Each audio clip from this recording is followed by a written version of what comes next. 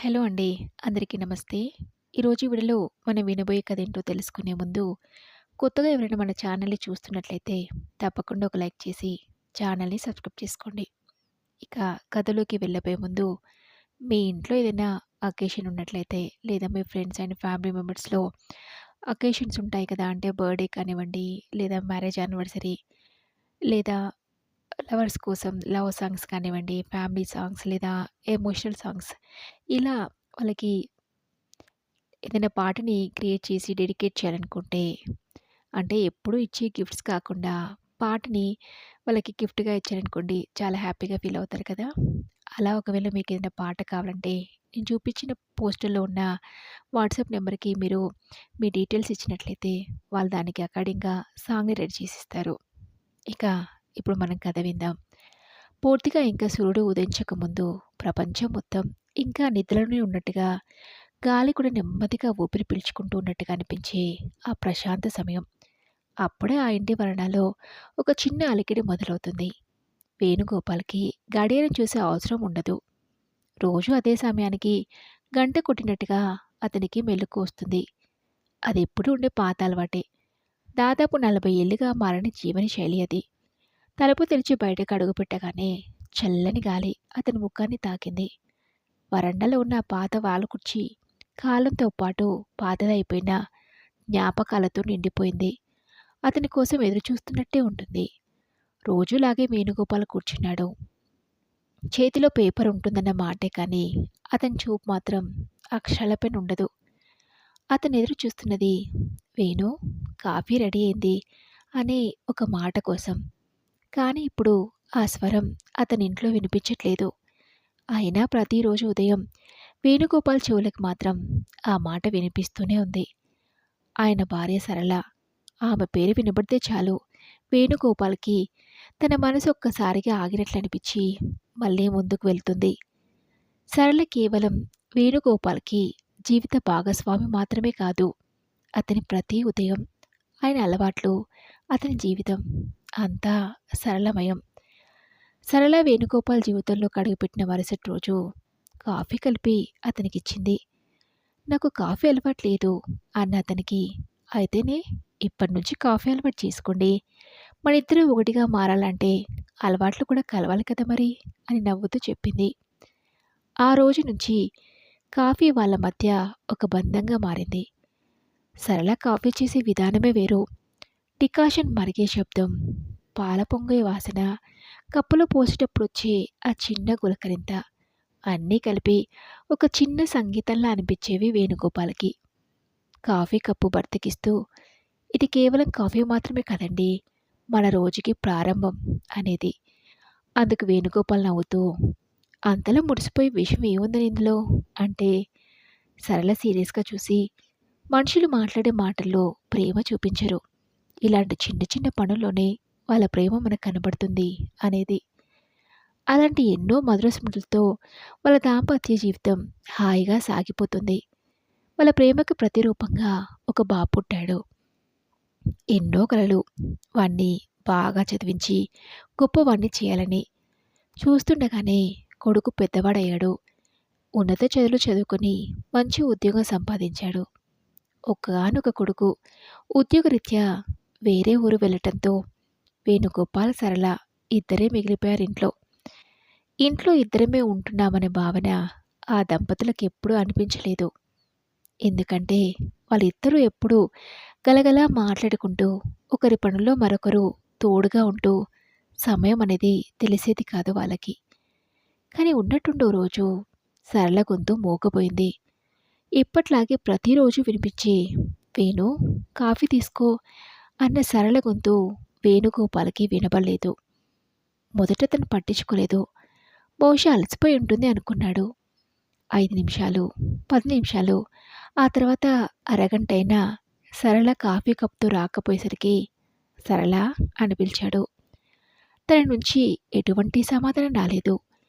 వేణుగోపాల్ గబగబా వంటింట్లోకి వెళ్లి చూస్తే స్టవ్ కట్టేసి ఉంది. కాఫీ కప్పులు అలాగే ఉన్నాయి. గుండె ఉన్నట్టుండి వేగంగా కొట్టుకుంటుంది.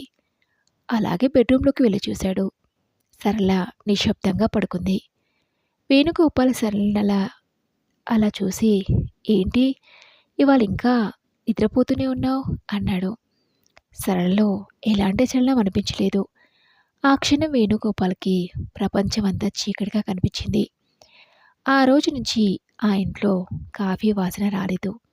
ఆ రోజు నుంచి వేణుగోపాల్ తన ఎక్కువ సమయాన్ని సరళ ఫోటో ముందే గడుపుతున్నాడు.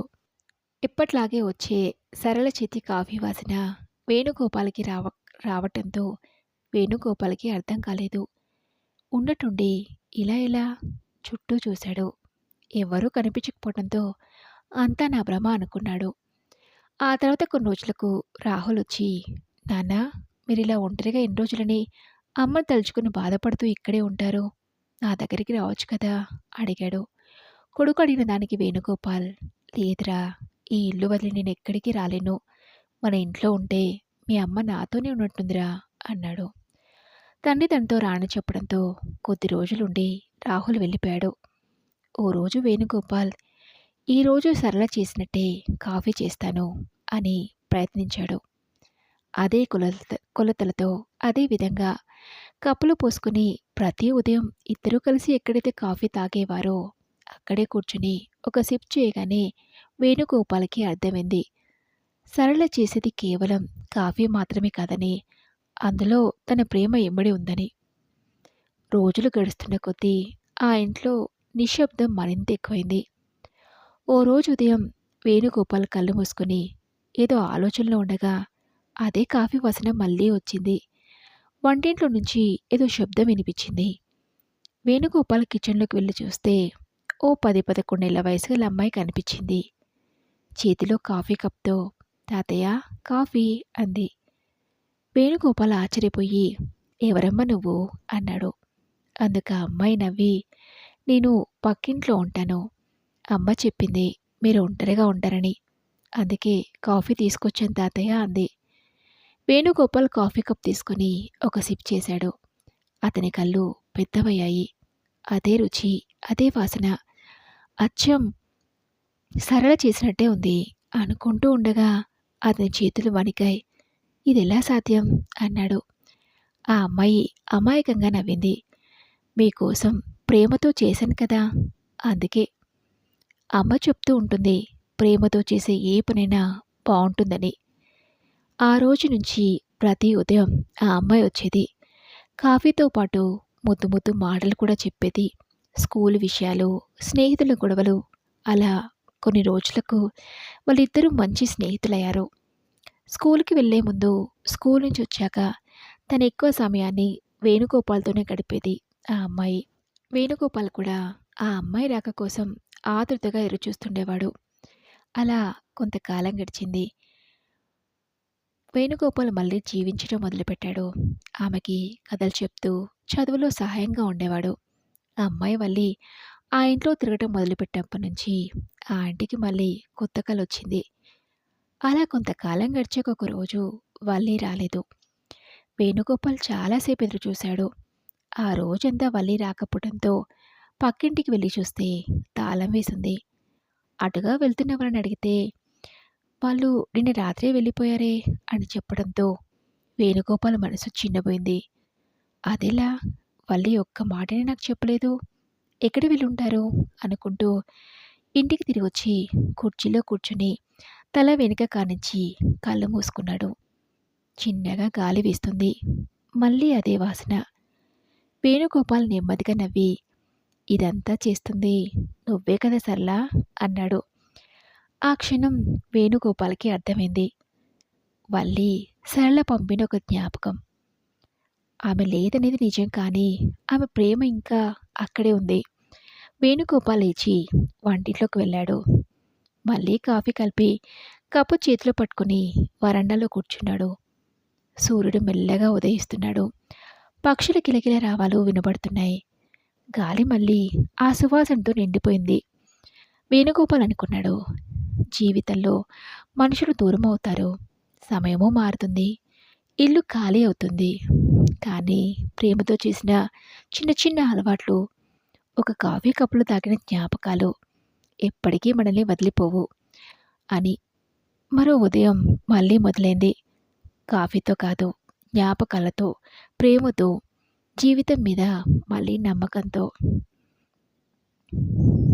మరి ఇదండి ఈరోజు కథ. ఈ కథపై మీ విలువైన అభిప్రాయాల్ని నాతో కామెంట్ బాక్స్‌లో షేర్ చేసుకోండి. అలాగే ఈ కథ మీకు నచ్చిందనుకుంటున్నాను. నచ్చితే తప్పకుండా ఒక లైక్ చేసి మీ ఫ్రెండ్స్‌కి, ఫ్యామిలీ మెంబర్స్‌కి షేర్ చేయండి. మరొక మంచి కథతో మళ్ళీ కలుసుకుందాం.